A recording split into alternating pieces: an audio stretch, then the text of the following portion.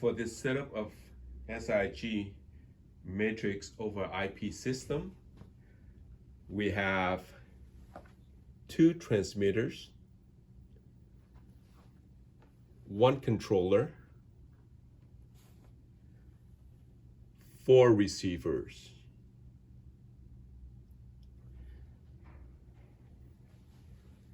The transmitters are connected to the source devices. So these 2 laptops are used as source devices.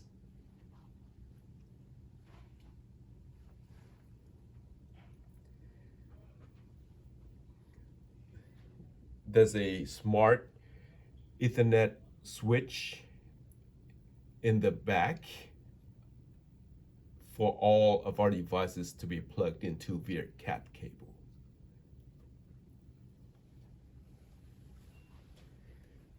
This is a control system for all of the devices.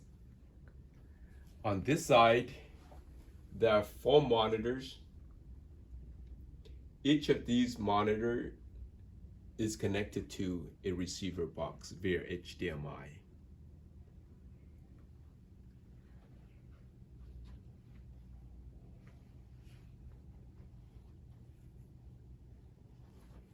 We also have a USB keyboard and a USB mouse plugged into one of the receiver boxes.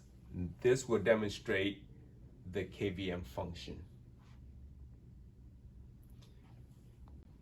In the back, this monitor shows the status of this controller. We just want to make sure that it is up and going, and that is all that this is for.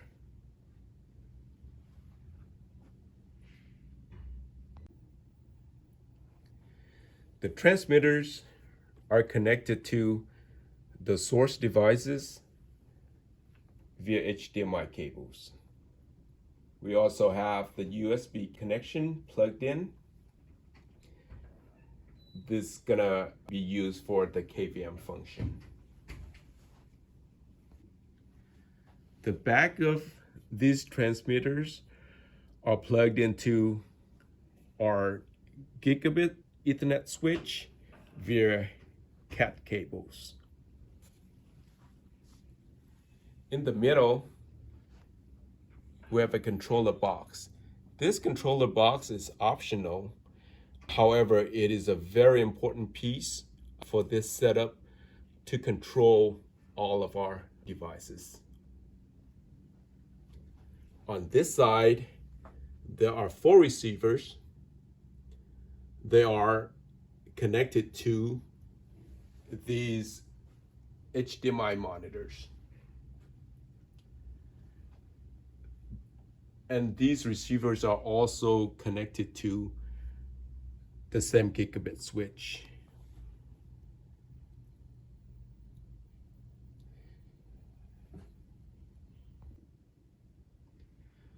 One of the receiver has the USB keyboard and a USB mouse connected for the KVM function. Now you can have a keyboard and a mouse connected to any of these receivers, and they can be used at any remote location. This Mac laptop is used to control all of our devices. It is used in conjunction with the controller box.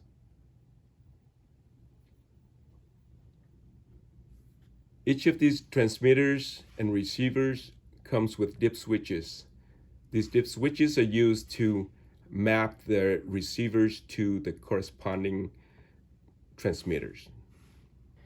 However, with the controller box installed, you don't need to use the dip switches. You can just use the centralized system to control all of our devices.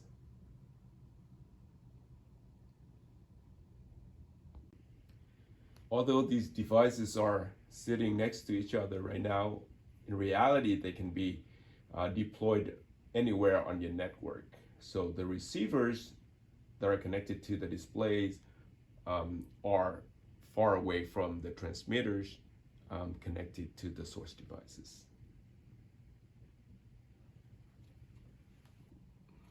For the control system interface, I want to go over some basic network setups and then onto the HDMI over IP switching. For the network setup, we just need to make sure that IGMP is enabled with a port configuration of 9,000 or more.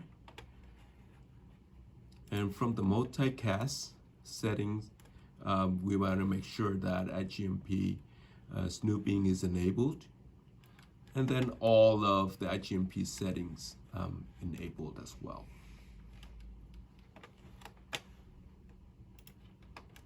From the HDMI over IP setup screen, all the devices are detected from this controller screen. You can go into setup,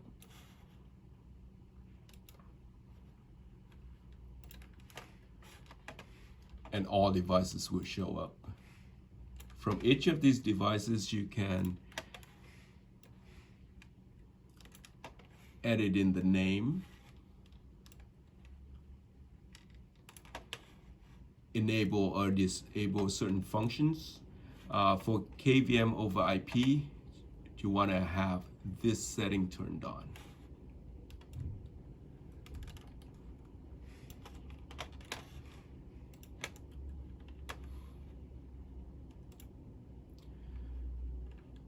To map the receivers to the receivers, we go to mapping.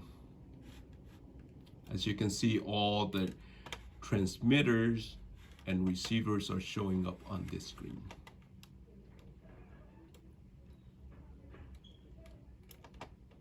To switch the receivers, you simply go to receiver, go to drop-down menu, and select the transmitter that you want to map that receiver to. Currently, receivers 1 and 4 are mapped to transmitter 1, and receivers 2 and 3 are mapped to transmitter 2. We can change this however we like, so we can remap them to another transmitter. So what I'm doing now is mapping receiver 2 to transmitter 1. And I'll do the same for receiver 3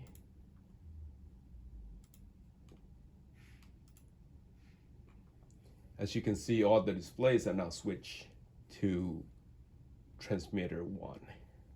There are two features I want to highlight with this video. The first being the KVM function.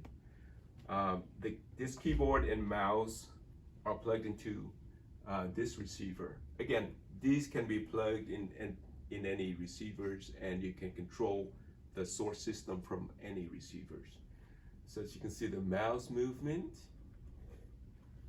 and keyboard.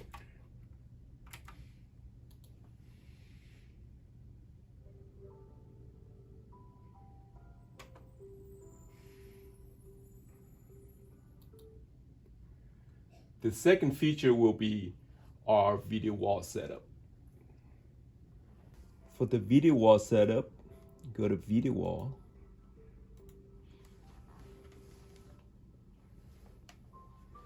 And configure each receiver to be part of the video wall. This first section says bezel and gap compensation. This one, you can adjust the values so that it's gonna match up with your wall. For this setup, I'm gonna just enter 0 for all. Now I'm setting receiver 1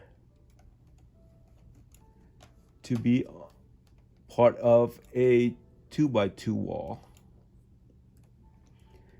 And receiver 1 will be in row 0 and column 0. After that, hit apply, and receiver 1 takes a corner of the 2x2 video wall. Go to 2, do the same thing now, but I'm adjusting the column to be on 1.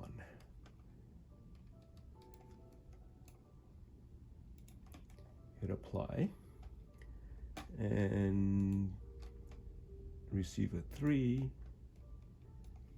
will be on in the next row, which is 1 and column 0.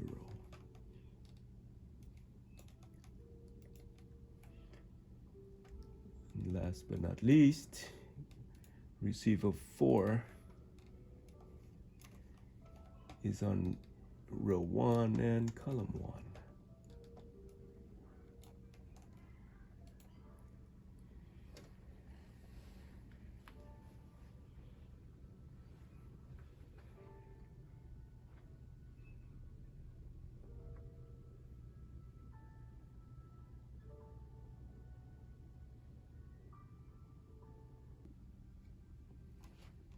To break up the video wall, just go to the same settings, but this time just do 1 by 1.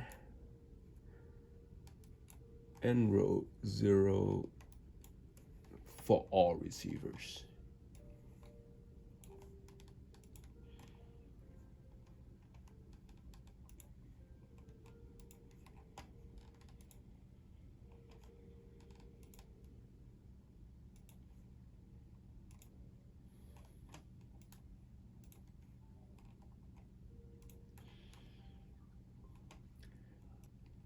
Lastly, I want to mention the presets.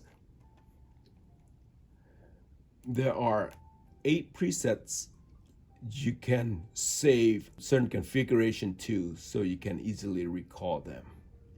If this is something that you like, and that is something that you often go to, just click Save As and choose a preset. So the next time you want to call upon your preset, you just go to Recall and hit Preset 1.